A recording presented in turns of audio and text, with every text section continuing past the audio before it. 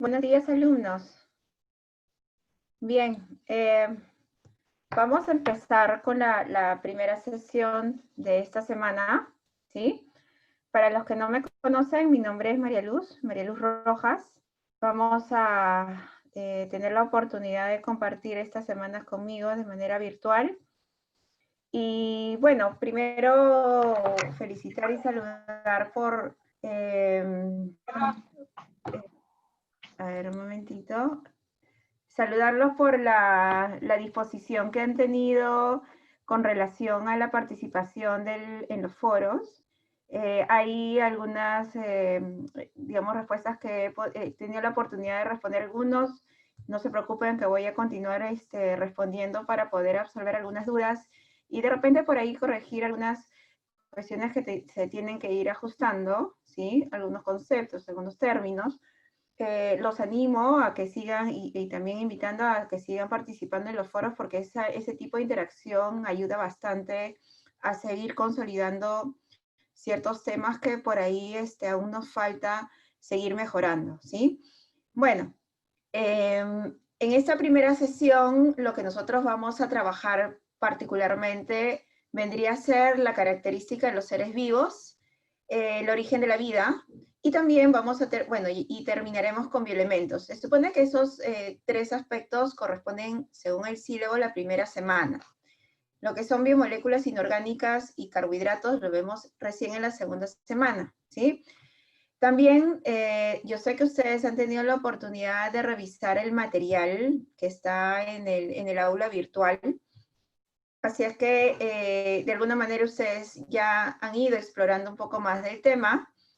Así es que lo que primero vamos a hacer antes de iniciar la sesión es, para mí, primero y nos va a ayudar a todos en realidad, saber qué tanto han podido comprender de los temas que han podido revisar, ¿sí? De estos primeros temas que han podido revisar, a través de un Kahoot de 5 preguntas. Para aclarar lo siguiente, al final de esta semana, o al final de la clase, mejor dicho, ustedes van a tener acceso a un material, a una separata de 30 preguntas, ¿sí? De esas 30 preguntas, 5 de ellas son las que van a ver ahora en el Kahoot y otras 10 lo vamos a trabajar al final, ¿sí? Las claves se lo podemos subir por el aula virtual para que ustedes puedan contrastar la respuesta con sus respuestas. Y si ustedes tuviesen alguna inquietud, alguna pregunta, ustedes saben que inmediatamente nos pueden escribir mediante el aula virtual. Nosotros constantemente estamos conectados con ella y podemos, digamos, resolver algunas inquietudes que ustedes pueden tener, ¿sí? Entonces, los invito a entrar al Kahoot mediante sus celulares.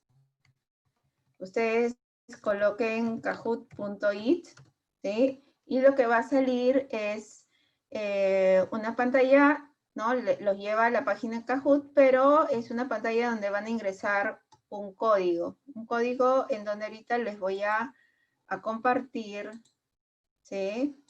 Es una actividad de 5 minutos, de 5 preguntas, chicos, pero de alguna manera sí nos va a enriquecer bastante para poder saber cómo es que vienen trabajando con estos temas, ¿sí? A ver, voy a compartir la pantalla. Saben que cualquier cosita ustedes pueden levantar la mano o pueden desactivar su audio para preguntar, ¿sí? A ver, vamos entrando. Son 5 preguntas las que vamos a trabajar en este Kahoot.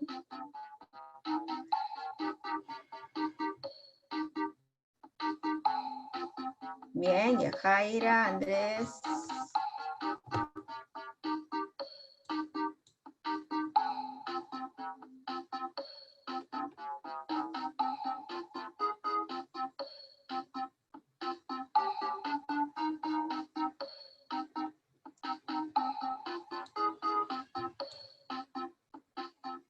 A ver, vamos, somos 46.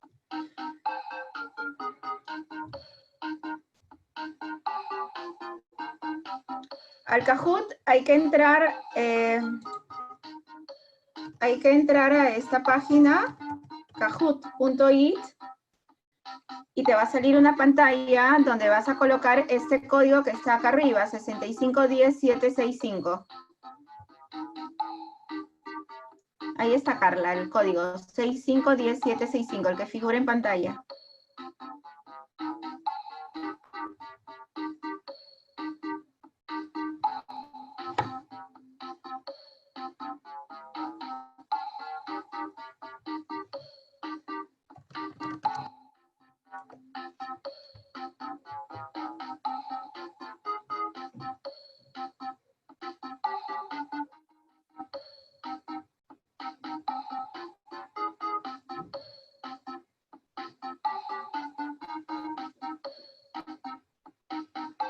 Bien, vamos.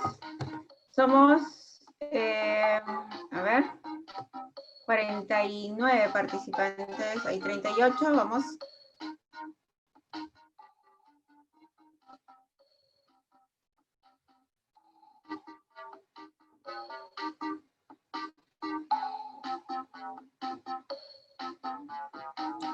Vamos, chicos.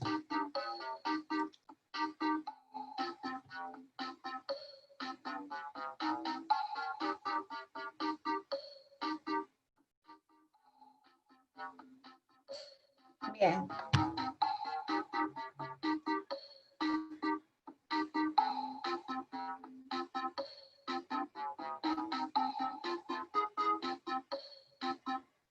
Bueno, entonces, nos vamos a empezar con el Kahoot, ¿sí?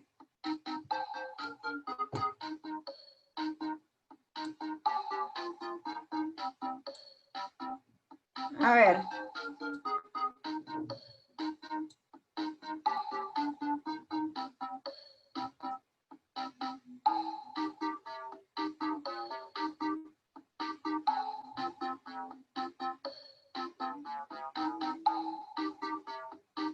A ver, vamos, chicos.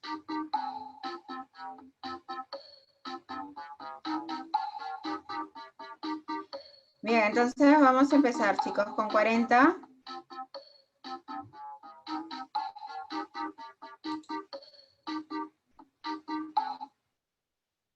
Empezamos.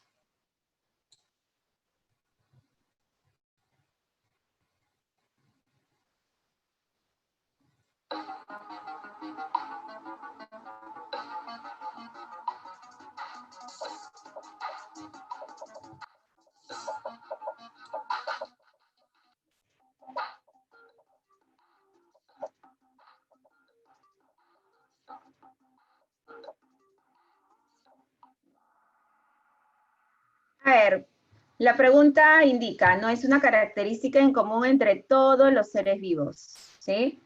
La respuesta correcta es requerir un aporte constante de energía luminosa. Esa más bien es una característica que no tenemos todos en común. Recuerden que ese aporte constante de energía luminosa lo requieren solo los organismos que son fotosintéticos. Nosotros somos organismos quimiosintéticos, no necesitamos de energía luminosa. Entonces, esa es una característica que no tenemos en común.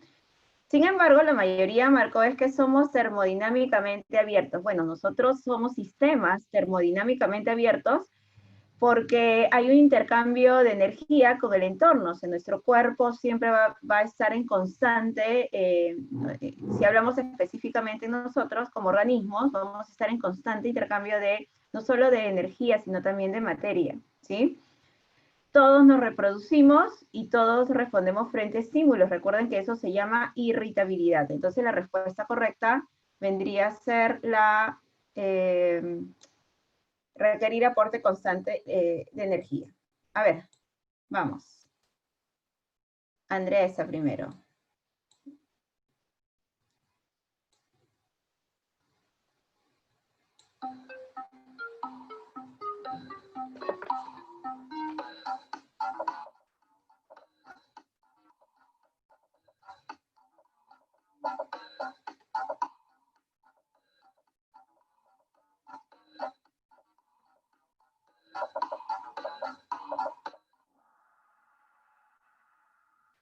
Bien, a ver, cuando nosotros hablamos, la pregunta te dice, el crecimiento de una ameba se da.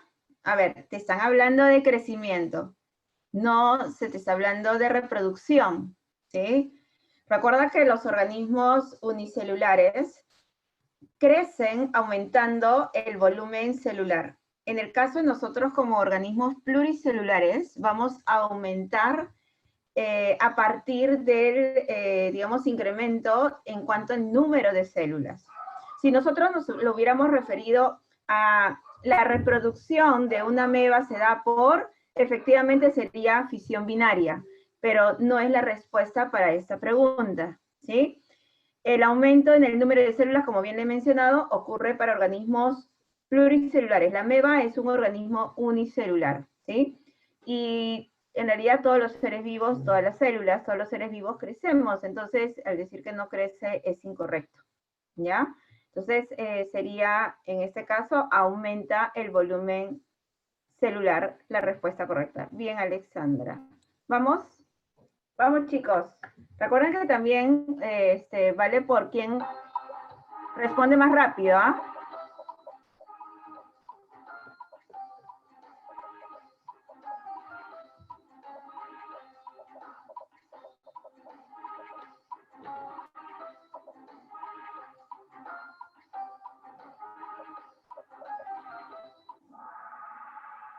Bien, quien propuso la hipótesis de la biogénesis fue Francisco Redi, efectivamente.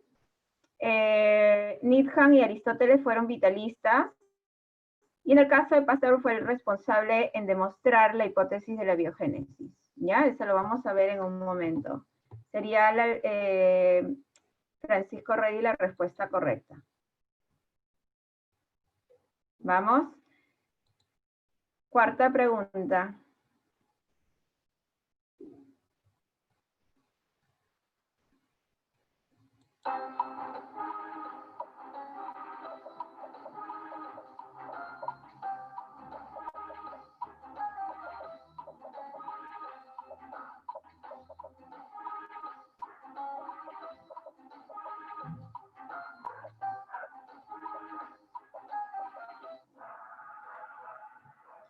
Bien, el ion que está relacionado directamente con actividades catalíticas y actúa como un cofactor inorgánico en muchas reacciones químicas vendría a ser el magnesio, ¿sí? Y eso justamente fue una de las preguntas en el foro.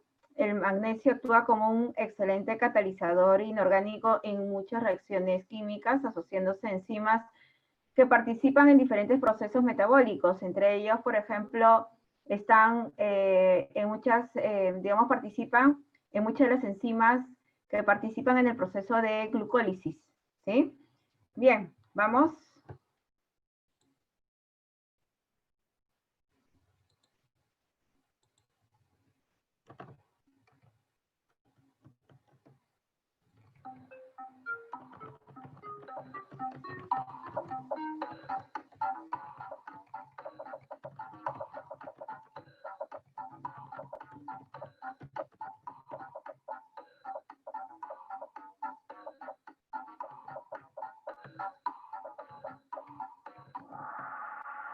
Bien, bioelemento que forma parte de los citocromos que participan en la cadena respiratoria, efectivamente es el hierro. Recuerden que los citocromos son proteínas que participan en la cadena transportadora de electrones, ¿sí? Bueno, el hierro también lo encontramos en otras estructuras importantes que lo vamos a ir describiendo más adelante, como es esta proteína tan importante que es la hemoglobina, ¿sí? Bien, a ver. Paloma está en tercer lugar.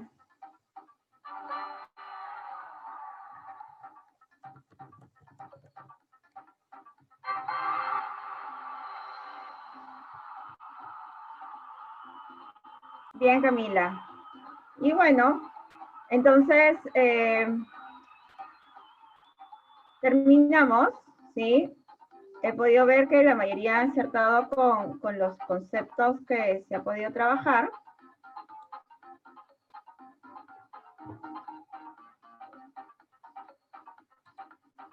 A ver. Y vamos a empezar. Y ya vamos a empezar con la sesión de clase, ¿sí? ¿Tienen alguna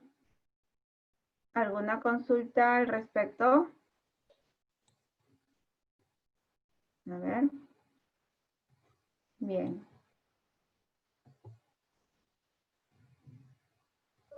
Bien, chicos.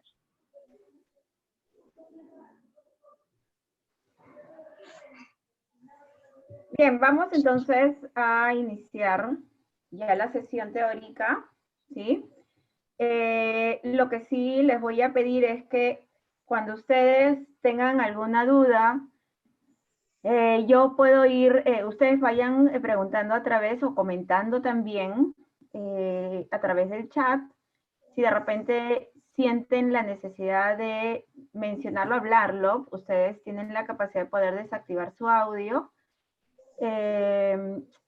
Y bueno, esperemos que esta dinámica pueda fluir. Lo importante es que ustedes, digamos, se queden sin ninguna inquietud. Es necesario que cualquier término que de repente en el momento que yo esté explicando ustedes no lo recuerden o no lo asocien, es necesario que ustedes lo consulten, porque, digamos, es importante que cuando uno va trabajando ciertos temas y al quedarnos con algunas incógnitas, algunas inquietudes, entonces es importante de que lo observamos inmediatamente para que puedan comprender el todo, ¿sí? Entonces vamos a ir avanzando, ¿ya?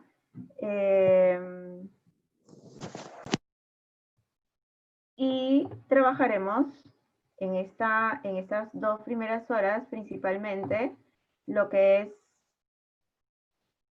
acá está, características de los seres vivos y también lo que son las hipótesis y las teorías del origen de la vida, ¿sí?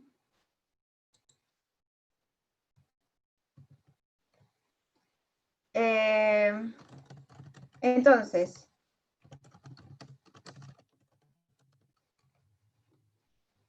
vamos a iniciar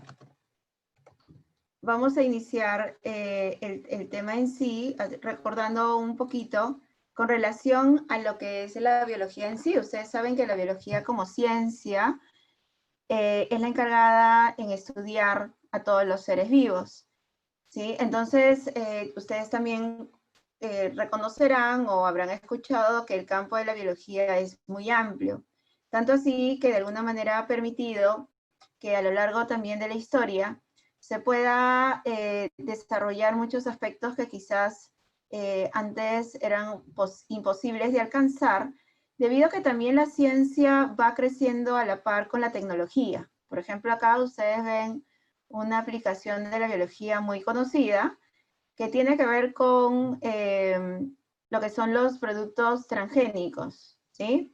No sé, a ver, ustedes díganme, ¿qué vendría a ser un producto transgénico? ¿Cómo es que se originan? Porque es un producto que va a ser producido, trabajado por el hombre. ¿Qué particularidad diferente tiene estos productos transgénicos? Muy bien, Camila. Exacto, Fabricio, son organismos que están modificados, por así decirlo, modificados genéticamente.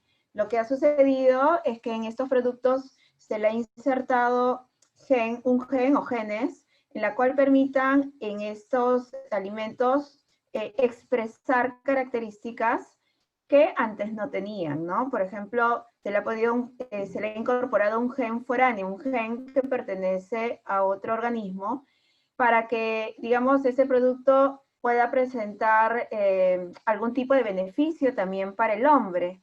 Por ejemplo, ustedes no sé si han escuchado del arroz amarillo. El arroz amarillo es un arroz transgénico. El arroz en sí, como producto natural, normal que nosotros conocemos, tiene como componente principal al almidón. Ustedes saben que el almidón es un carbohidrato, un polisacárido que está hecho de glucosas que nos proveen de energía.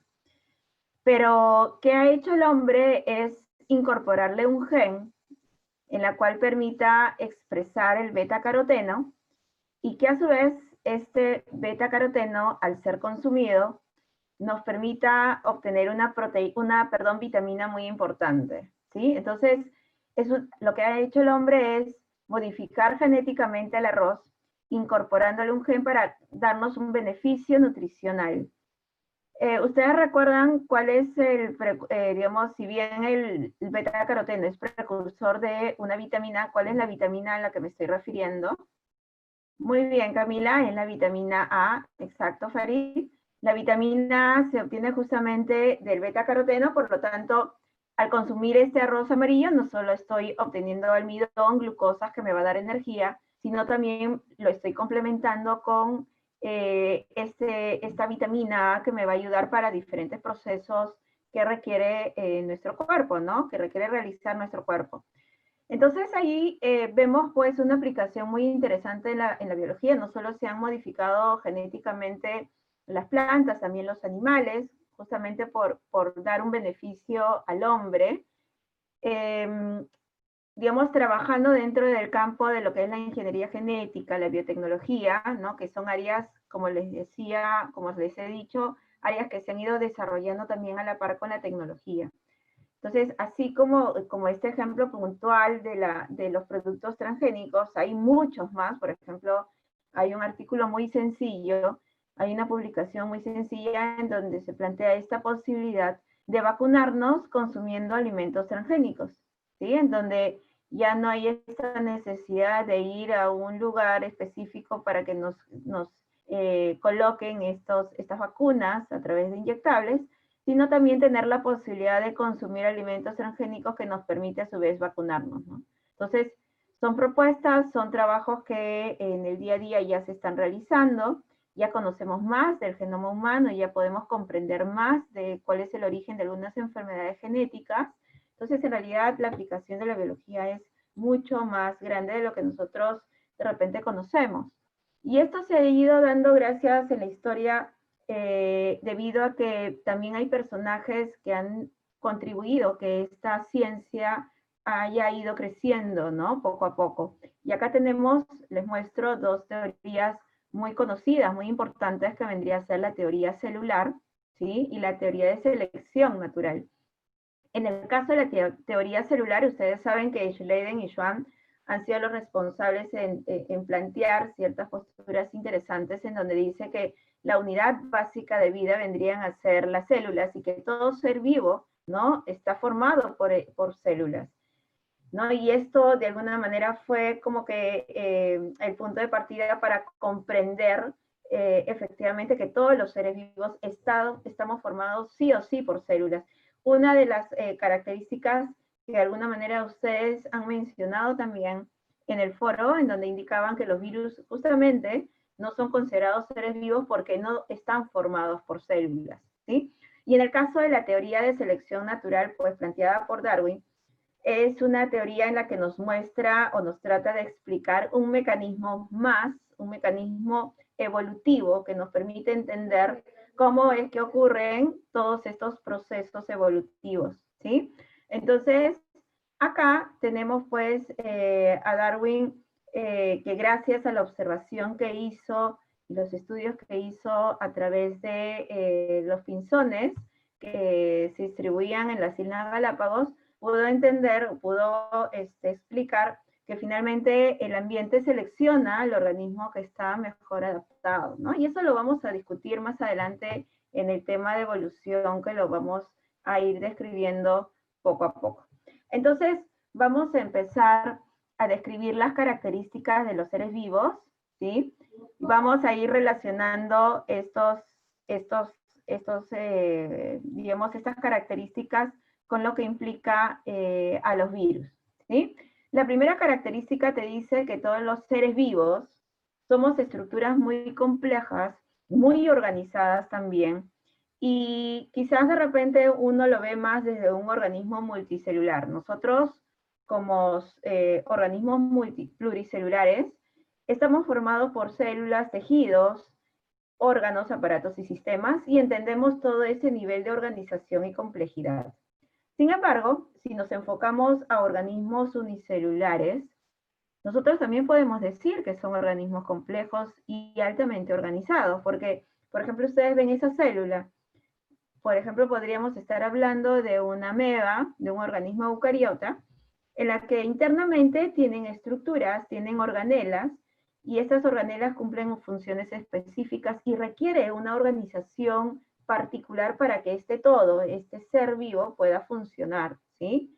Entonces, si nosotros vamos evaluando este organismo unicelular, pues vemos que está formado por membrana, tiene citoplasma, tiene organelas, tiene material genético, ¿no? Y todo eso implica una adecuada organización.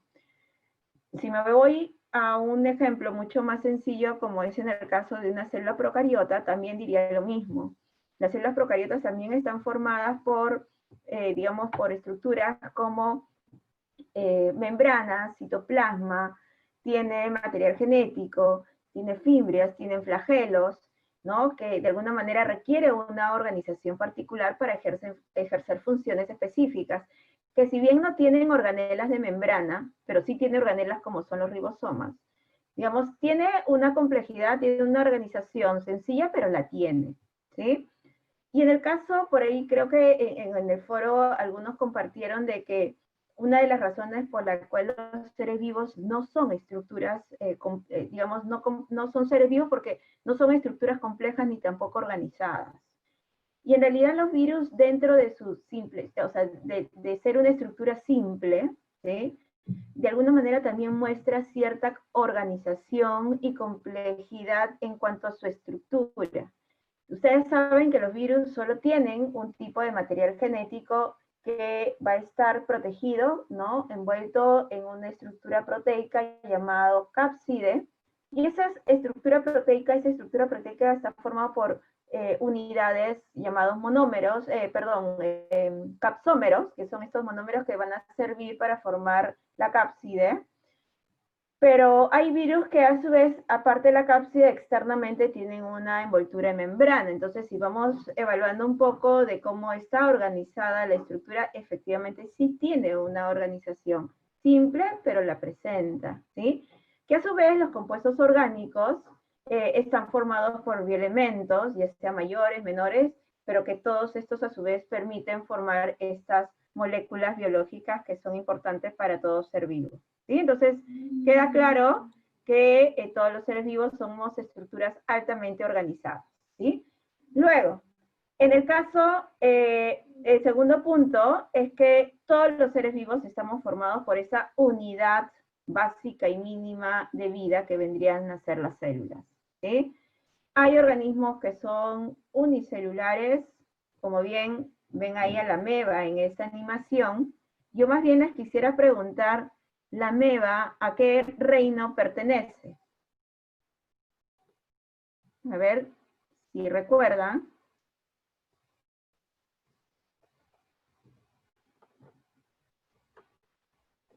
A ver quién me dice a qué reino pertenece. Sí, es unicelular. Fungi, recuerden que el reino fungi son los hongos, ¿no? Ahí no está la ameba. Monera, Monera comprende a las bacterias, ¿sí? El reino Monera comprende a las bacterias, pero es un protista, ojo, ¿sí? Pertenece al reino protista, pero a su vez está agrupado dentro de un grupo denominado protozoo, efectivamente. El reino es protista y dentro del reino hay varios grupos, y dentro de uno de estos grupos vendrían a ser los protozoos, y dentro de los protozoos están las amebas, ¿ya? Bien, entonces tenemos organismos unicelulares como protistas, protozoos, tenemos bacterias, tenemos algas, y recuerden que también podemos tener hongos unicelulares. ¿Tienen presente algún ejemplo por ahí? ¿Qué hongo unicelular conocen? No, hay uno bien conocido. No. Vendría a ser efectivamente la levadura, ¿sí? La levadura es un hongo unicelular, ¿sí? El moho, bueno, los mohos en realidad, si bien lo vamos a mencionar en el reino fungi, pero también como término lo vamos a mencionar en el reino protista, muchos de ellos son multicelulares, ¿sí? Entonces la levadura, como ser vivo, ¿sí? Es un organismo unicelular, ¿sí? Entonces, pero también tenemos organismos más complejos, ¿no? Los organismos pluricelulares que vendrían a ser las plantas, los hongos, animales, y también hay grupos de protistas como las algas pardas, que son las algas más grandes que hay. Ahora, otra característica importante es que todos los seres vivos podemos crecer. Y ahí está relacionado a una de las preguntas del Kahoot. Los organismos unicelulares, ¿sí? Como las amebas que acabamos de mencionar o la levadura, la forma de crecer es aumentando el volumen celular, ¿sí? En cambio nosotros, como organismos pluricelulares, lo que hacemos es aumentar el número de células. Al aumentar el número de células, vamos a generar que la estructura crezca, ¿sí? Aumente más. Entonces vemos acá que hay diferentes también, a su vez, hay diferentes mecanismos que permiten que algunos organismos tengan diferentes maneras de poder crecer. Por ejemplo, en el caso de los anfibios, lo que hacen ellos es realizar un proceso de metamorfosis, ¿sí? En el caso de los artrópodos, lo que hacen es particularmente las mudas. ¿Por qué creen que hacen las mudas? ¿Qué tienen? Porque ellos no tienen un crecimiento continuo como sí lo tenemos nosotros. O sea, nosotros no vamos a tener esa dificultad de crecer continuamente en medida que pase el tiempo. En cambio, ellos necesariamente se ven obligados a ser mudas. ¿Tienen alguna idea de por qué ellos no tienen ese crecimiento, digamos, continuo? Porque no tienen estructura ósea. No sería la respuesta en realidad, pero sí tiene que ver con su esqueleto, ¿ah? Ahí mencionan que su piel se endurece y no permite el crecimiento. Están preguntando, efectivamente, Jean-Pierre. Lo que sucede es que los chicos, a ver chicos, lo que sucede es que estos artrópodos tienen un exoesqueleto externo, por eso se llama exoesqueleto, tiene un esqueleto que está por fuera. Entonces, si ellos quisieran crecer, van a tener una barrera muy fuerte externamente. Entonces, ¿qué es lo que hacen? Pierden, para poder crecer, lo que hacen las mudas, pierden ese exoesqueleto y van aumentando de tamaño. Y paralelamente a ese crecimiento que van realizando, van formando nuevamente un nuevo esqueleto, ¿sí? Un exoesqueleto que cada vez va a ser mucho más rígido hasta alcanzar a la etapa adulta, ¿sí? En cambio nosotros, ¿por qué tenemos ese crecimiento continuo? Porque nuestro esqueleto, nuestro sistema esquelético óseo es interno, ¿sí? Tenemos un endoesqueleto, entonces eso nos permite tener ese crecimiento constante y continuo, ¿sí? Muy bien. Entonces, en este cuarto punto, esa cuarta característica es que todos los seres vivos nos reproducimos, ¿sí?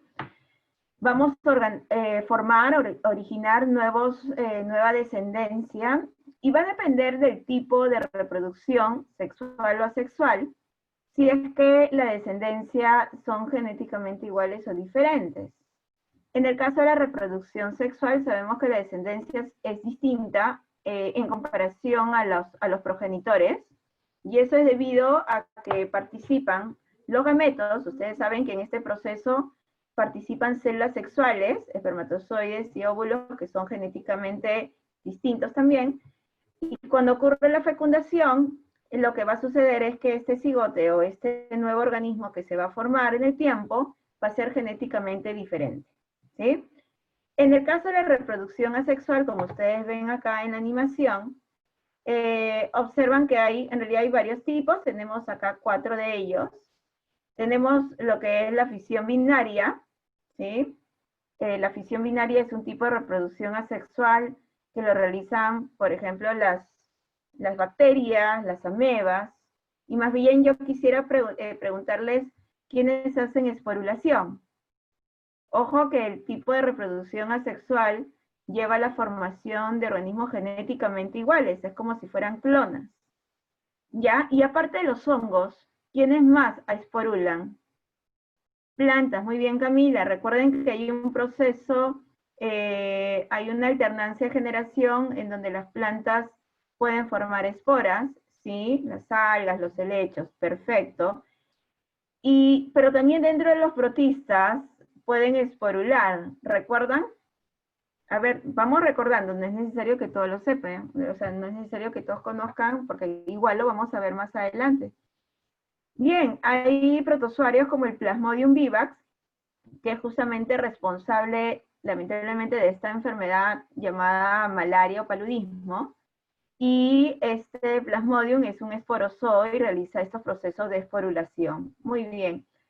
Y la gemación es otro tipo de reproducción asexual. Ahí ustedes ven cómo se va formando una yema, ¿sí? Y de esa yema luego se va a desprender y se va a convertir en una célula genéticamente igual a la progenitora. ¿Quiénes hacen gemación? A ver si recuerdan.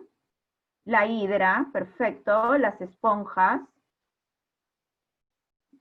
Ya, Nélido, sí. La levadura, bien. Hacen un proceso, bien, hacen un proceso de gemación. Y en el caso de la fragmentación, ¿sí? Los platelmintos también lo hacen. En el caso de la fragmentación, ustedes saben que se da la posibilidad que del organismo se fragmente una sección de su cuerpo y esta sección que se separa puede formar, o sea, puede convertirse por sucesivas divisiones celulares en un organismo independiente, ¿no? Genéticamente igual al progenitor. Ejemplo, aparte de la estrella de mar, quienes pueden realizar fragmentación. A ver, aparte de la estrella de mar, algas. Sí, las algas se pueden fragmentar. Medusas, ya. Hay uno bien conocido. Es un gusano plano. Tenia. No, la tenia no se fragmenta. Es otro gusano plano. Planaria. Muy bien, José Miguel. La planaria. Efectivamente, es un gusano que puede reproducirse sexual, pero también asexualmente por fragmentación. Muy bien. Ahora, chicos, entonces, ustedes saben que la reproducción asexual depende de un solo progenitor para poder generar más descendencia. Y en el caso de la sexual, requiero necesariamente dos progenitores sí o sí, es como una característica importante e indispensable en la reproducción sexual, el requerir dos progenitores. ¿Es obligatorio, verdadero o falso? A ver, algunos dicen que sí, otros dicen que no. Y yo les comento de que no es necesario. ¿Por qué? Partenogénesis. Ya, pero hay otra también característica más, ¿ah? Sebastián. A ver, los que han dicho que no, porque creen que no se requiere necesariamente de dos progenitores para que haya reproducción sexual. Hermafrodita, pregunta Carla. Exacto, Fabricio. Los organismos, hay organismos que son hermafroditas, que son capaces de formar, o sea, en su estructura, en su cuerpo, tener las dos gonadas y producir los dos gametos y poder fecundarse en el mismo, ¿sí? Entonces, no requiero de dos progenitores para que produzcan estas dos células sexuales para recién realizar una reproducción sexual.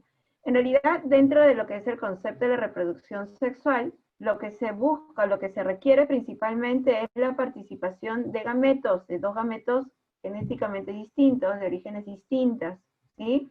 No se requiere obligatoriamente de dos progenitores, ojo con eso. Puede realizarse reproducción sexual con un solo progenitor, ¿sí? Bien, como por ejemplo las tenias, se reproducen sexualmente, son hermafroditas y solo se requiere de una tenia para poder formar huevecillos. Bien. Ahora, y un poco relacionando, ¿sí? Relacionando con esta característica que mencionaron en la pregunta del foro que estaba vinculado al virus, efectivamente lo que ustedes respondieron es correcto. Los virus no son seres vivos porque no se reproducen. Algunos me indicaban de que no se reproducen, pero se replican, ¿no? Hay como que esa duda en cuanto al término que se debe emplear.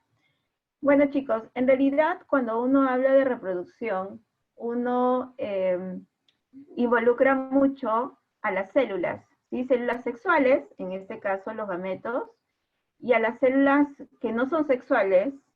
No sé si recuerdan el nombre de aquellas células en nuestro cuerpo que no son las sexuales. ¿Cómo se llaman? Esas células nerviosas, las células del hígado. Exacto, Fabricio, son células somáticas. Entonces, a partir de células somáticas puede ocurrir este proceso de reproducción asexual en organismos que tienen este mecanismo para hacerlo. Y en el caso de la reproducción sexual lo hacen a partir de los gametos, ¿sí? En el caso de los virus no pueden reproducirse por sí solos, ¿sí? Entendiendo la reproducción como el proceso para generar nueva descendencia, ¿sí? En el caso de virus lo que hacen es invadir una célula huésped, utilizar toda la maquinaria metabólica para generar copias de él. O sea, por sí solos no se van a reproducir. Y lo que hace particularmente es replicar, ¿sí? Replican, generan copias, ¿sí? Entonces, por ahí, para absolver dudas, en realidad lo que hacen los virus es replicarse, ¿sí? Si algunos mencionan el término reproducción, no está mal, porque, digamos, si lo queremos vincular desde el concepto de generar nueva descendencia, está bien, ¿sí? Entonces, no nos confundamos, podemos utilizar los dos términos, pero en sí, uno revisando la bibliografía, algunos artículos, usualmente utilizan más el término de replicación, ¿sí? Los virus se replican, ¿sí? Más que reproducirse en sí, ¿no? Bueno, entonces, aclarado eso, vemos el quinto punto, en donde se indica que todos los seres vivos, ¿sí?, heredan sus características a la descendencia. Efectivamente, lo que hacemos, lo que pasa con los progenitores es transmitir estas unidades de herencia básicas, que son nuestros genes, a través de los cromosomas, a nuestra descendencia, ¿sí? Recuerden que los genes, como bien observan en la imagen, están ubicados en nuestro material genético, en nuestro ADN. Recuerden que dentro del concepto de gen es una secuencia, es un fragmento de ADN que tiene la información para expresar una proteína, ¿sí? Y si ustedes ven en la diapositiva, ustedes observan una estructura llamada cromosoma, y los cromosomas justamente se forman a partir de la asociación del ADN a una proteína llamada histona, ¿sí? Entonces, cuando las células empiezan a dividirse, vamos a ver que esta estructura se empieza a visualizar, que son los cromosomas, pero para que los cromosomas se visualicen, el ADN ha tenido que asociarse a proteínas para formar una estructura condensada, y en los cromosomas uno puede observar los genes, y lo que nosotros transmitimos a nuestra descendencia son nuestros cromosomas, ¿sí? Y al transmitir los cromosomas estamos transmitiendo también genes, ¿sí? Entonces, esa es como una característica general entre todos los seres vivos, que tenemos en común entre todos los seres vivos. Otra característica importante es que somos capaces de variar y adaptarnos, ¿sí? Y yo más bien quisiera preguntarles, ¿cuál vendría a ser ese factor responsable para que dentro de una población, de una determinada especie, existan variedades? Por ejemplo, miren, nosotros con el contexto que estamos viviendo ahora, con lo de este virus, del coronavirus, ustedes han escuchado en las noticias, o hasta de repente han leído, de que hay algunas personas que son mucho más susceptibles que otras, ¿sí? Hay personas que digamos, más bien son asintomáticas.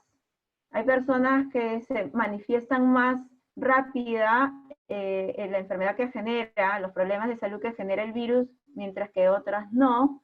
Por ahí han escuchado de que los adultos mayores son los que más fácilmente caen o pueden, digamos, la tasa de mortalidad de adultos mayores infectados por el virus es mayor en comparación a los que son personas más jóvenes, pero eso tampoco los excluye de la infección del virus.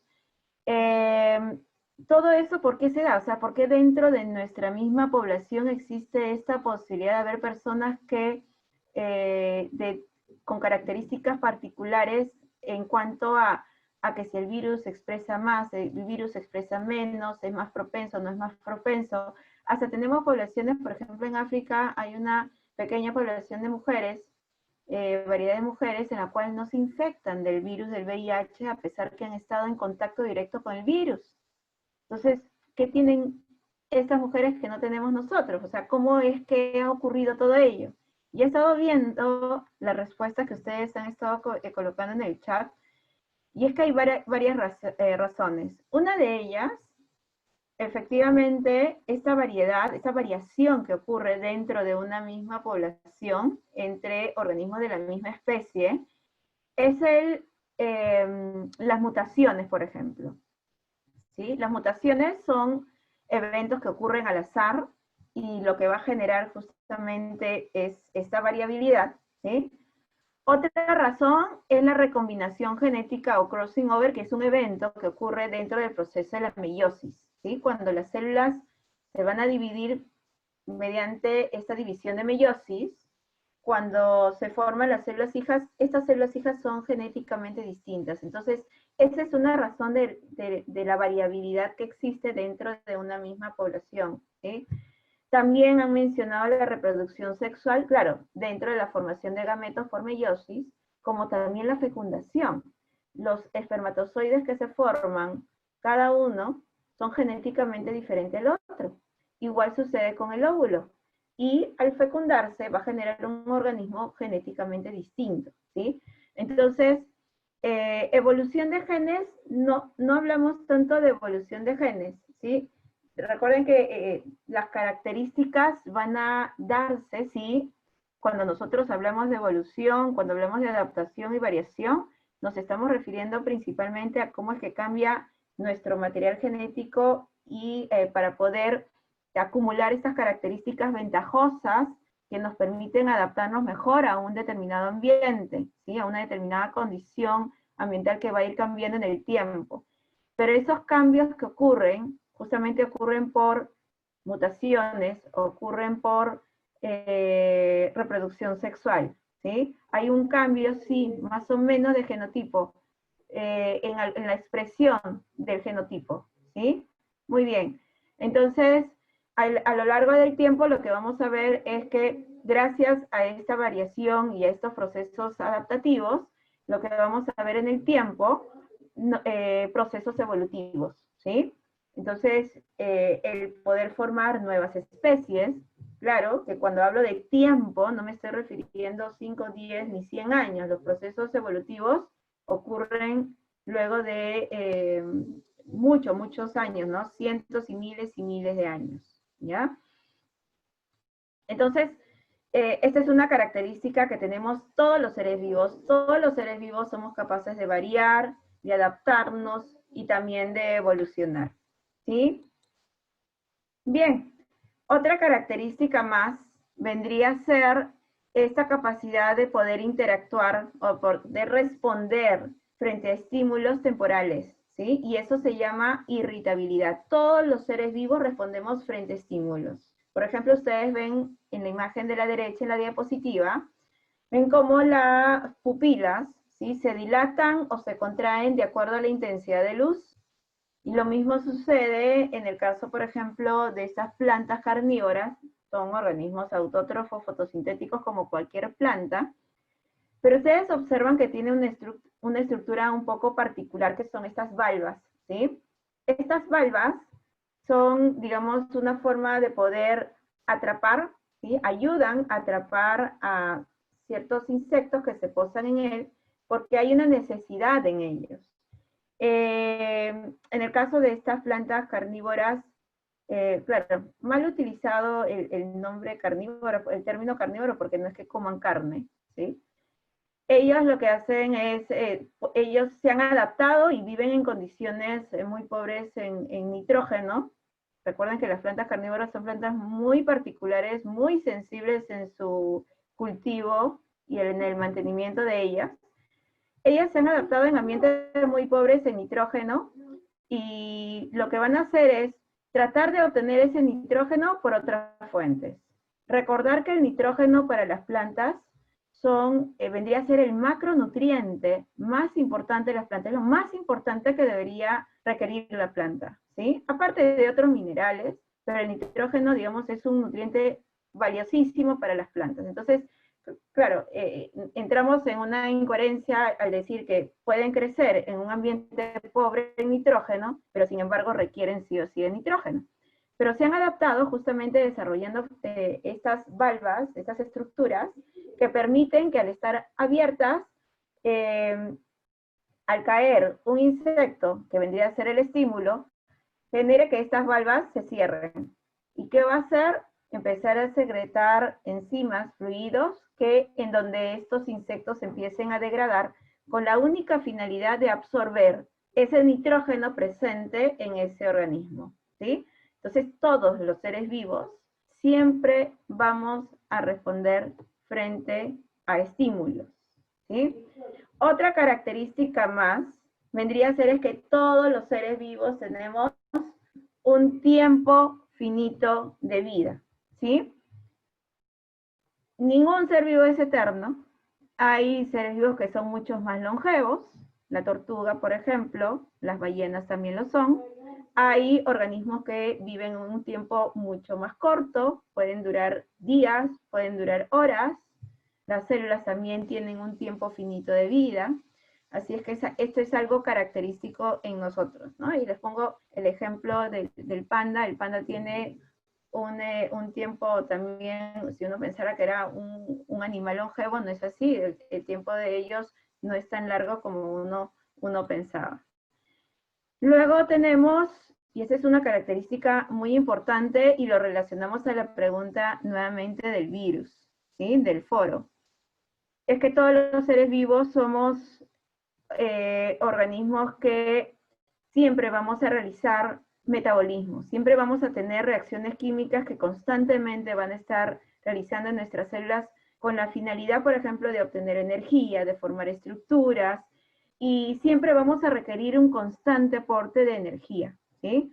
Ya sea a través de los alimentos, ya a través de seres vivos que requieren esa energía luminosa para transformarla en energía química, y es por ello es que nosotros, los seres vivos, somos considerados sistemas termodinámicamente abiertos, porque de alguna manera nosotros siempre vamos a intercambiar energía con el entorno. Por ejemplo, ahora que hace calor, nosotros estamos ganando, si estamos fuera, ¿no?, de casa, que no podemos estar, pero en el hipotético caso, el hecho de ubicarnos debajo de un ambiente donde caiga el sol, ¿no?, nos caigan las radiaciones solares, ya estamos ganando calor por radiación. Y si nosotros no tuviéramos ese mecanismo de homeostasis para regular nuestra temperatura corporal de manera constante, lo que haría es que nuestra temperatura corporal aumente, ¿sí?, con la posibilidad de causarnos problemas porque las proteínas, por ejemplo, se van a desnaturalizar por ese cambio brusco de temperatura. Pero afortunadamente nosotros, por esta homeostasis que tenemos, el tratar de mantener en equilibrio nuestro medio interno, lo que va a suceder es que tenemos este mecanismo de poder liberar, ¿sí?, calor hacia nuestro entorno a través de diversos mecanismos, por ejemplo, a través de la transpiración. Entonces vemos que hay este intercambio de energía con nuestro medio, y es por ello que nosotros somos considerados un sistema termodinámicamente abierto, ¿sí? Y esto ocurre para todos los seres vivos, ¿ya? Y acá les aclararía lo siguiente. Los virus efectivamente no son seres vivos porque no tienen metabolismo propio.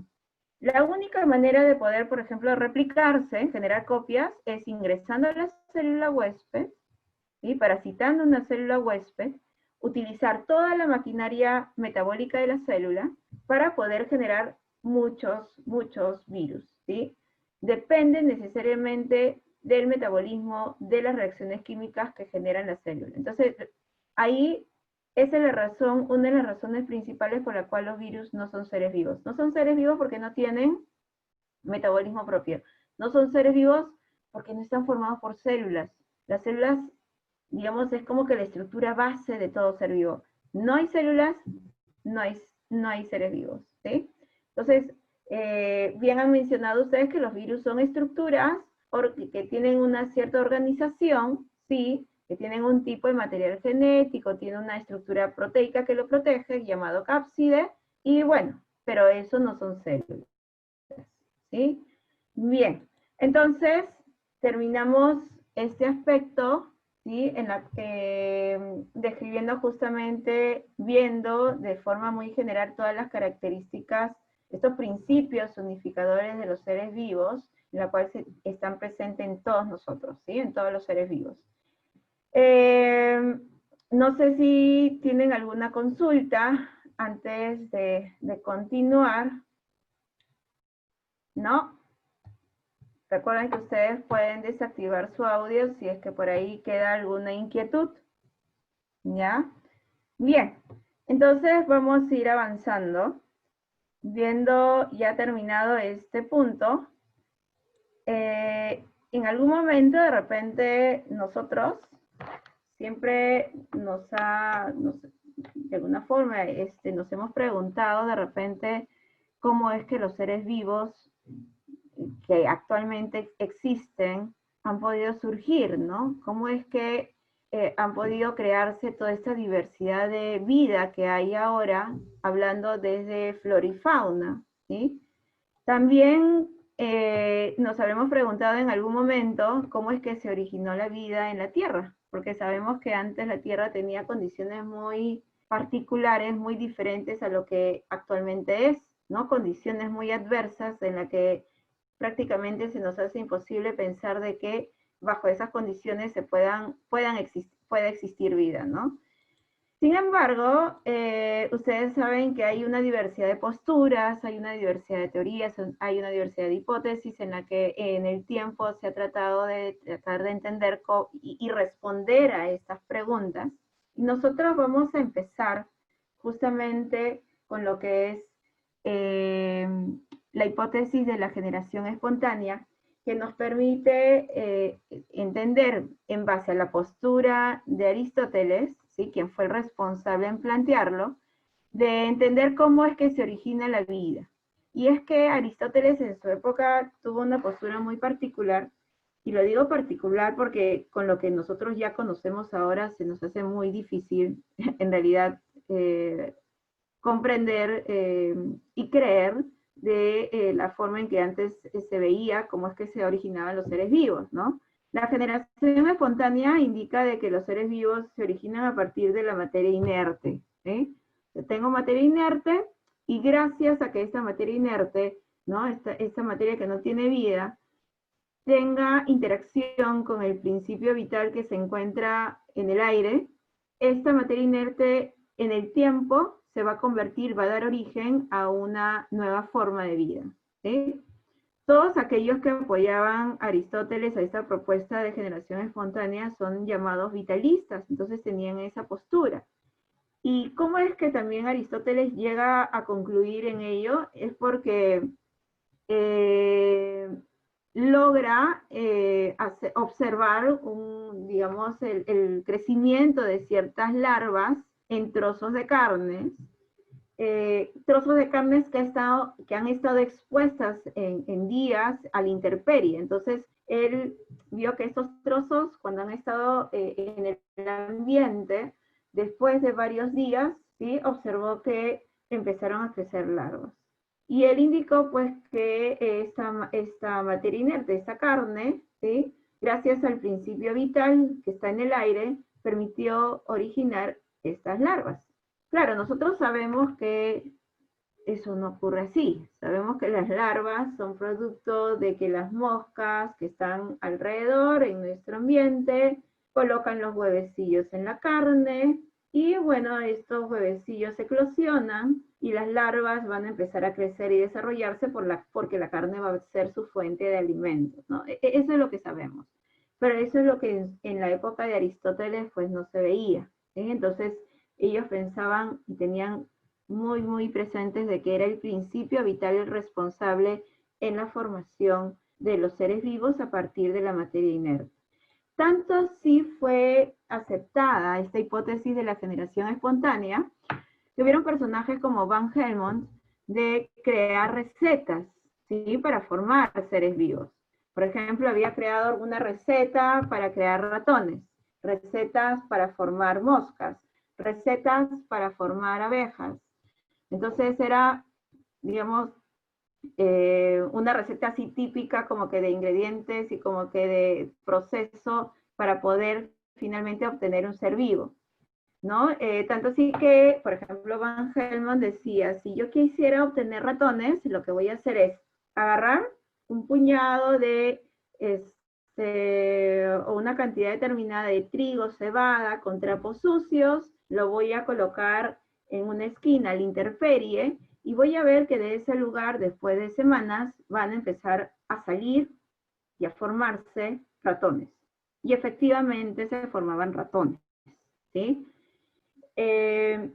Pero no es que se formaran ratones porque había una interacción con el principio vital como ellos inicialmente lo pensaban. Si somos un poco más realistas, ese medio se convertía como que en una madriguera con fuente de alimento para los ratones que vivían en el entorno, ¿sí?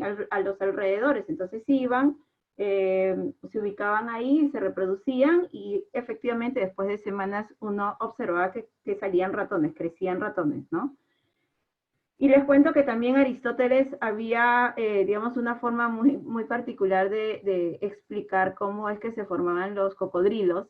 Él planteaba pues que los cocodrilos se originaban a partir de los troncos de los árboles leñosos, ¿sí? Viejos que caían al río, ¿sí? Caían al río esos troncos leñosos y después de mucho tiempo estos se convertían en cocodrilos, ¿no? Entonces tenían esas ideas de cómo a partir de la materia inerte se podía formar vida, ¿ya? Entonces, posteriormente a ellos, es que viene una propuesta mucho más interesante y más objetiva, más real, y sabemos que esta es la que es validada, ¿sí? Que es la hipótesis de la biogénesis. Acá nosotros tenemos a Francisco Redi, quien fue el personaje responsable en plantear la hipótesis, en donde indica pues que todo ser vivo sí o sí se tiene que originar de otro ser vivo, ¿no? Un ser vivo se origina de otro preexistente. Entonces él trata de realizar un trabajo parecido a lo que observó, por ejemplo, Aristóteles. Primero lo que hizo fue agarrar un frasco, como observan en la diapositiva, colocó un trozo de carne y este frasco destapado lo dejó a la intemperie. Y por otro lado, cogió otro frasco con carne, pero en este frasco lo particular que hizo, o sea, lo que se observó es que lo tapó herméticamente.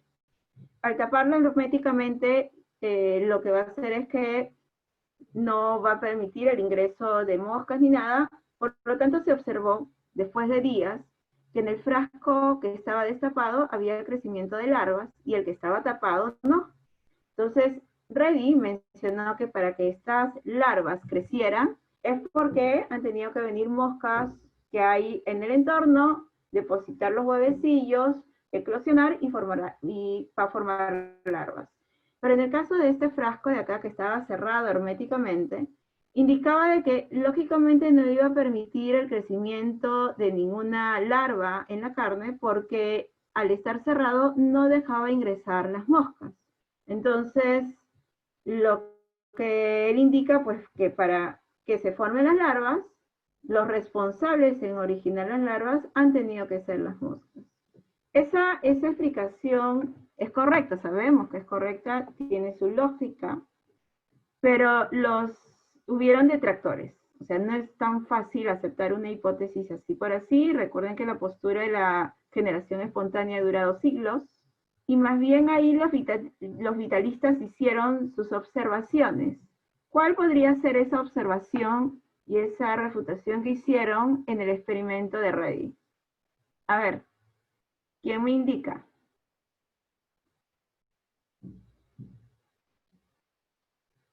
Que el aire no entra, que el principio vital no ingresaba a los frascos. Perfecto. Exacto. Ese es uno de los puntos en los que los vitalistas mencionaron. De que ese frasco cerrado herméticamente, ¿sí?, no dejaba ingresar el principio vital. Por lo tanto, al no entrar el principio vital, no vas a ver crecimiento de larvas.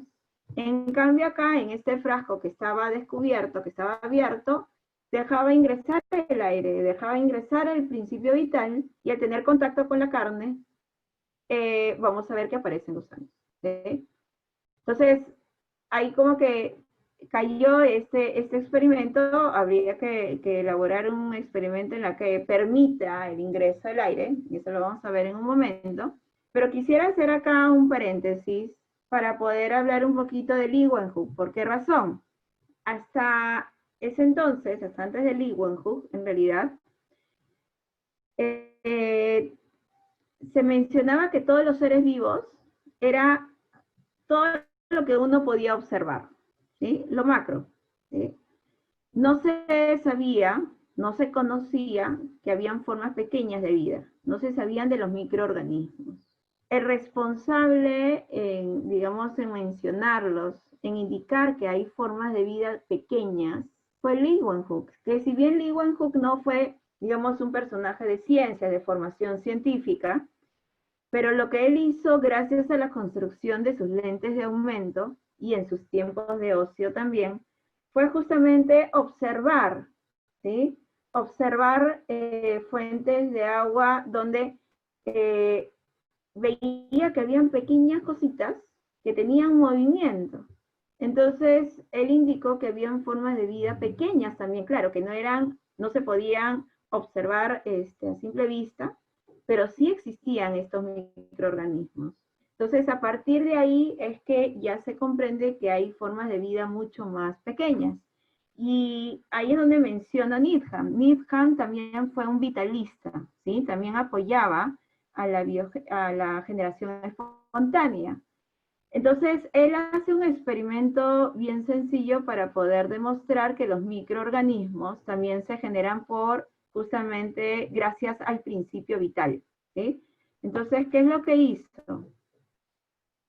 ¿Sí? ¿Qué es lo que hizo? Agarró un frasco con un medio de cultivo, ¿sí? Que ven ahí, este balón. Dentro de ese frasco, este medio de cultivo, recuerden que es un medio con nutrientes que permite el crecimiento de microorganismos. Cuando crecen los microorganismos en este medio de cultivo, el medio de cultivo cambia de color. Ese es un indicador de que hay crecimientos de microorganismos. Entonces, ¿qué es lo que hizo Needham? Coloca medio de cultivo en ese frasco y lo va a calentar. Lo calienta y lo deja a la intemperie, y después de horas observa que el color del caldo de cultivo cambia. Observa también que dentro de ese medio de cultivo hay crecimientos de microorganismos, e indica de que estos animalillos, porque ese fue el término que inicialmente mencionaba Leeuwenhoek, ¿sí?, para nombrar a los microorganismos, estos microorganismos se generaban justamente gracias al principio vital, por generación espontánea, ¿ya? Y bueno, antes de continuar, Camila indica, mostraron otra prueba, una de agua de pantano, donde crecen renacuajos. Claro, sí, eso es cierto. Pero, bueno, ya los renacuajos estaban ahí, ¿no? O sea, me refiero a los huevecillos que dan origen a los renacuajos, ¿no? Bueno, no huevecillos en sí como término, ¿no? Sino a la forma embrionaria simple antes de desarrollar los renacuajos. Bien, entonces, continuando, una vez planteado eso por Needham, ¿sí?, también vitalista, viene Spallanzani. Spallanzani va a tratar de hacer un experimento muy similar a Needham, ¿sí?, porque también trabaja con caldos de cultivo, pero la diferencia es que no calienta el caldo de cultivo, sino lo va a hervir, ¿sí? Ustedes saben que cuando llega a hervirlo, lo que hace al caldo de cultivo es esterilizar. Entonces, desaparecer los microorganismos que pueden estar presentes en ese medio. Y él hace, digamos, la comparación de dos frascos con caldo de cultivo en la cual uno, después de hervirlos, uno lo deja destapado y el otro lo cierra herméticamente. Y después de horas, observa que el que está abierto, hay crecimiento de microorganismos por el cambio de color que se genera en el caldo de cultivo, y el que está cerrado herméticamente, no hay crecimiento de microorganismos. Entonces, Spallanzani indica de que este caldo de cultivo, donde sí hay crecimiento de organismos, se da justamente gracias a que microorganismos que hay en el entorno han podido ingresar a este medio de cultivo y reproducirse y formar más microorganismos. Mientras que este otro frasco que está cerrado herméticamente, al estar cerrado y no permitir el ingreso de microorganismos, no hay crecimiento alguno de ellos en este medio de cultivo. Y tiene también su lógica y es correcto lo que plantea Spallanzani. Sin embargo, nuevamente los vitalistas le hacen la observación. Y la observación es que también no deja ingresar el principio vital, ¿sí? Entonces, habría que hacer un experimento en donde el frasco tenga que estar abierto y que a su vez no permita el crecimiento de microorganismos, ¿sí? Porque permite el crecimiento inicialmente no permite el crecimiento de microorganismos, porque lo que se busca es que ingrese el principio vital, supuestamente, y ver que en el frasco pues no hay ese crecimiento de microorganismos, y lo vamos a ver justamente propuesto con un experimento muy particular, simple, pero muy bueno, ¿sí? Planteado por Pasteur. Él es el que, como se dice, da la estocada final a los que planteaban y creían en la generación espontánea, y validar la hipótesis de la biogénesis para demostrar que todo ser vivo se origina de otro preexistente, ¿sí? Y lo que se ve acá, él hace un experimento bien sencillo, como les digo, pero muy efectivo. Él toma un balón, como ven, coloca el caldo de cultivo, el medio de cultivo, y lo que va a hacer con fuego es darle esa forma de cuello de cisne, ¿sí? Además, también lo que va a hacer es hervir el caldo de cultivo, haciendo que el caldo de cultivo se esterilice. Y ustedes observan que esto, después de horas, al estar a la intemperie, ojo que este frasco no está cerrado ni nada, está abierto, donde supuestamente permite ingresar el principio vital. Se observa después de horas que no hay crecimiento de bacterias. Pero ¿qué es lo que hace después Pasteur? Va a agarrar ese balón y lo va a inclinar. Al inclinarlo va a hacer que el caldo de cultivo tenga contacto con esta zona del cuello. ¿Por qué? Porque en el cuello es donde ha quedado, por la forma que tiene el cuello, en esa zona, en esa curvatura, se ha quedado retenido los microorganismos que han podido ingresar del entorno, ¿sí? Entonces, al inclinar el frasco, el caldo del cultivo, al tener contacto con esa zona de la curvatura del cuello y al posicionarlo nuevamente de forma recta, observó que después de horas el caldo de cultivo, el medio de cultivo cambia de color, indicando de que hay crecimiento de microorganismos. ¿Y cómo es que llegaron los microorganismos ahí? Es justamente porque estos se quedaron retenidos inicialmente en esa curvatura del cuello de cisne, ¿sí? Entonces, con ello, prácticamente, Pasteur demuestra de que esas bacterias que crecieron en ese medio se dio gracias a que otras bacterias que estaban en el entorno pudieran ingresar, ¿sí? Entonces, Pasteur demuestra la hipótesis de la biogénesis. Queda claro que todo ser vivo se origina de otro preexistente. Y más bien, ¿qué es lo que hay que reconocer acá? ¿sí? Porque en algún momento en los exámenes parciales han tocado este tema. Y no es nada del otro mundo, es recordar qué cosas. Primero, recordar quiénes son vitalistas, quiénes apoyaban a la generación espontánea y quiénes apoyaban a la biogénesis. Por ejemplo, ¿quiénes serían vitalistas? A ver, Aristóteles, quien lo menciona, quien propone, ¿sí? Needham, efectivamente, y también Van Helmont. Perfecto, el que hace las recetas. Y los que apoyaban a la biogénesis, tendríamos Reddy, quien lo plantea, perfecto, Spallanzani, que va a tratar también de darle validez a esta hipótesis, pero no lo logra, y finalmente Pasteur.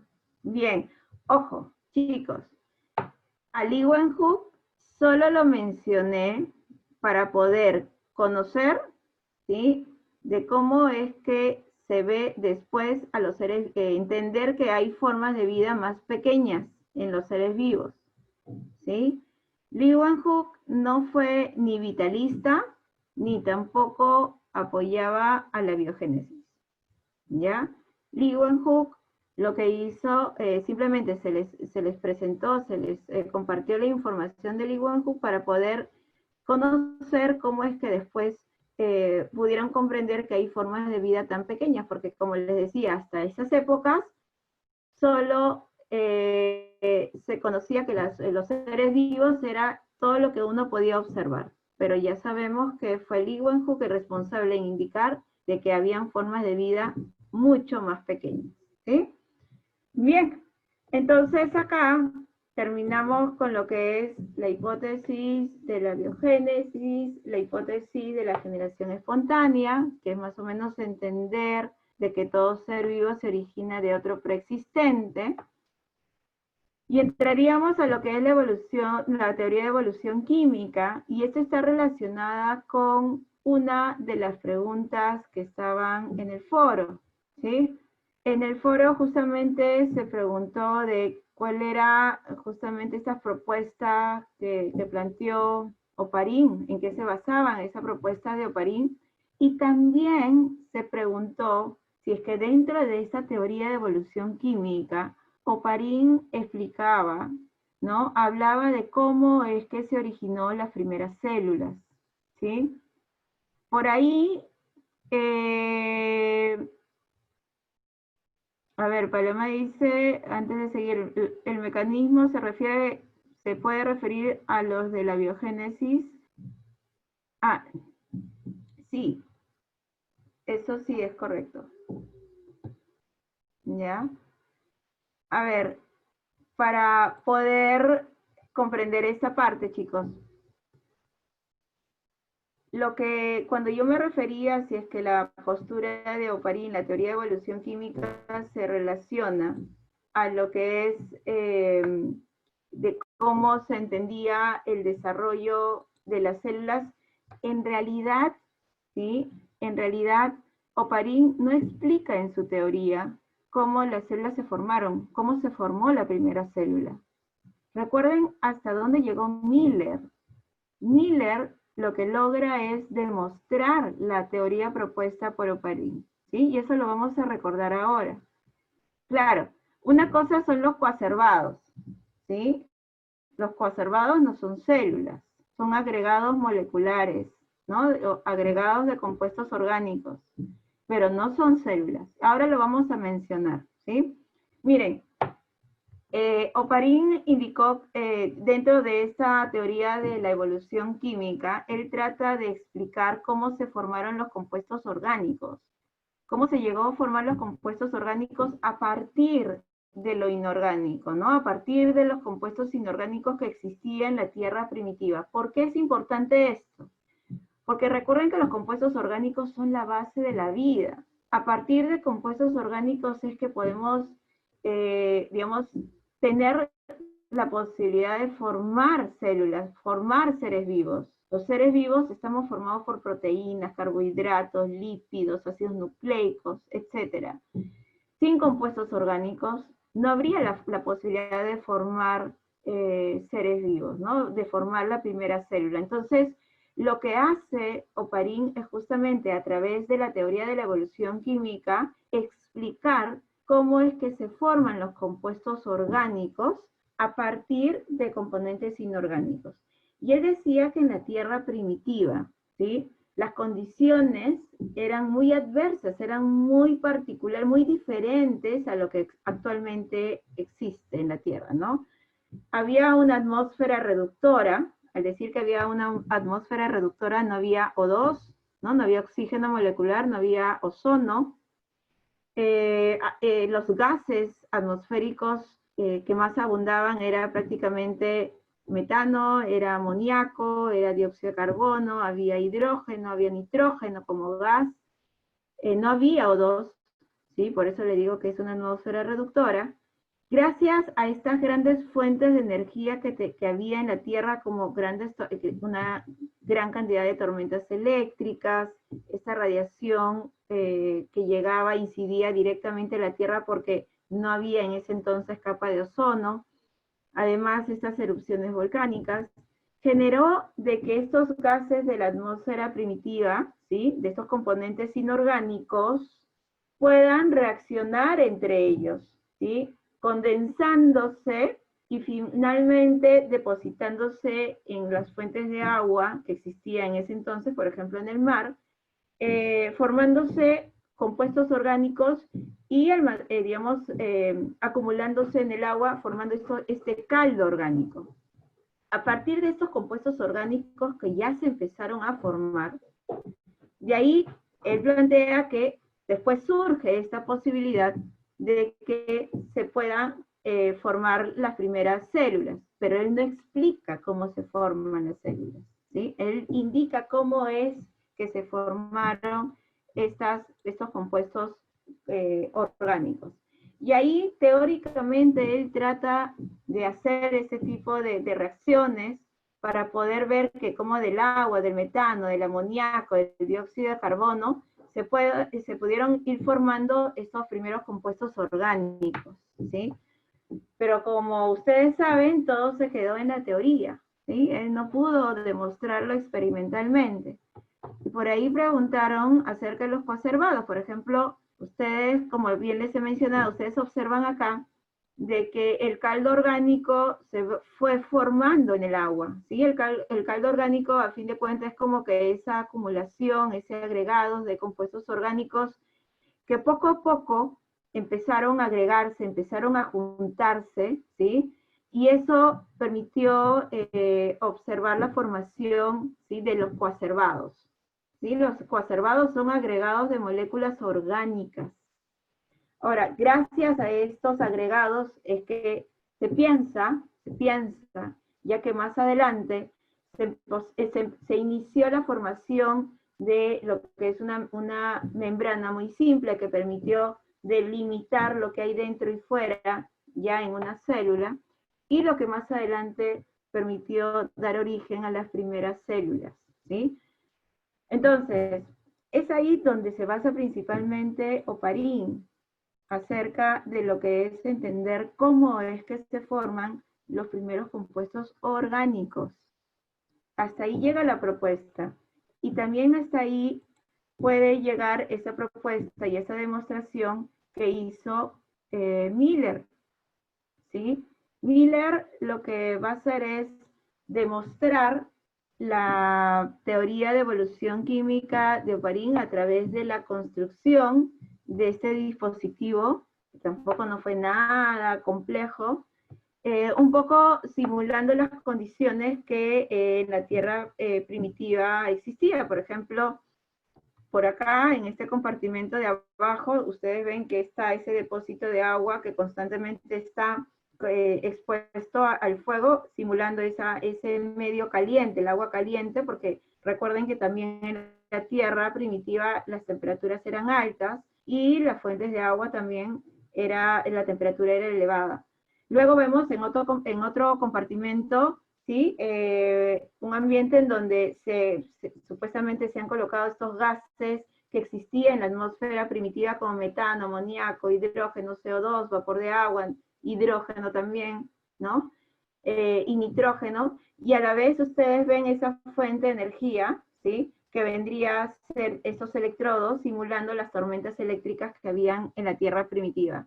Cuando funciona este dispositivo, lo que se logra obtener después de horas, justamente es que en esa fuente de agua hirviendo, se observaron la formación de compuestos orgánicos simples, pero al menos ya eran compuestos orgánicos que se originaron a partir de los compuestos inorgánicos, ¿sí?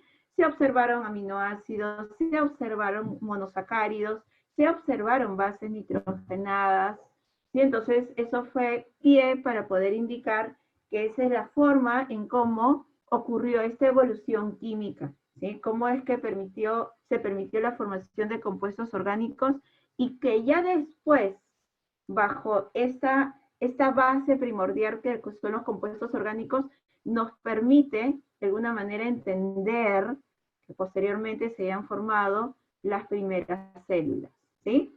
Y ahí sí quisiera preguntarles, ¿cuáles fueron las primeras células que se formaron? O sea, ¿qué tipo de células eran metabólicamente hablando? A ver, ¿quién me indica? A ver, chicos. ¿Qué tipo de células fueron las procariotas? Pregunta Yajaira. Sí, efectivamente, Mariel de Yajaira, son procariotas, bacterias, ¿sí? Bacterias que podían tolerar y vivir en esas condiciones extremas. Pero tener en cuenta que en ese entonces, al inicio, la atmósfera era reductora, no había oxígeno, no había O2. Entonces, las procariotas eran de tipo anaeróbicas, ¿sí?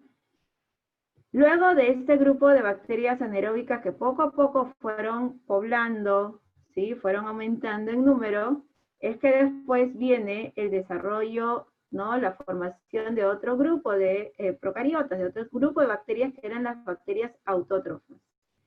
¿Qué hacían las bacterias autótrofas? Lo que hacían era poder fijar, tomar esa fuente de carbono del CO2, ¿ya? Para poder luego liberar oxígeno, ¿sí? Ojo que el oxígeno que libera no viene del CO2, viene del agua, ¿ya? Entonces, y eran bacterias que eran capaces de liberar oxígeno y eso permitió también que poco a poco el oxígeno empiece a presentarse en el medio. Y posteriormente surgen las bacterias ya aeróbicas capaces de requerir, en este caso, de interactuar con el oxígeno molecular que ya empezaba a estar presente en la atmósfera primitiva, ¿sí? Y posteriormente de este grupo de bacterias que se han ido formando en el tiempo es que finalmente surgen las primeras células eucariotas, ¿sí? Las procariotas, las bacterias surgieron, se dice que surgen, y hay evidencias de ello, surgieron hace 3.500 millones de años. Y las primeras células eucariotas se formaron hace 1.500 millones de años. Para que vean la diferencia en tiempo, tengan en cuenta que estos procesos, estos cambios, esa formación de nuevas células no es que ha ocurrido de un momento a otro, ¿sí? Entonces, con ello, chicos, nosotros, con ello quiero concluir de que quede claro que Oparin principalmente se enfoca en tratar de explicar de cómo es que se originan los compuestos orgánicos a partir de los compuestos inorgánicos. Por eso el nombre de la teoría de la evolución química. De lo inorgánico pasa a lo orgánico. ¿Sí? Bien, chicos. Entonces, nosotros en la próxima clase, lo que vamos a hacer es justamente abordar lo que es bioelementos, que sería prácticamente la última parte de la semana. Y también lo cerramos con un Kahoot, en la que yo espero que ustedes hayan podido comprender lo trabajado y como les había mencionado al inicio, está relacionado con las preguntas que están en la separata, ¿sí? Así es que creo que nuestro horario es hasta las 12, porque de ahí tienen ustedes tienen su almuerzo, su refrigerio, los he activado a todos. Y solo agradecerles muy bien la interacción que han tenido hoy día. Los sigo invitando a que continúen preguntando, indagando por los foros. Y ya nos vemos siguiente sábado, chicos. Muchas gracias. Y yo le decía, pero Bien, ya, ¿y cómo fue? viendo. ¿En qué momento cree que se convirtió? Porque usted estuvo al tanto, obviamente, por teléfono. Gracias, profesora. Ya, nos vemos, chicos. Chao. Gracias, profesora. Nos vemos. Gracias. Gracias. Muchas gracias, Miss. Que vaya muy bien.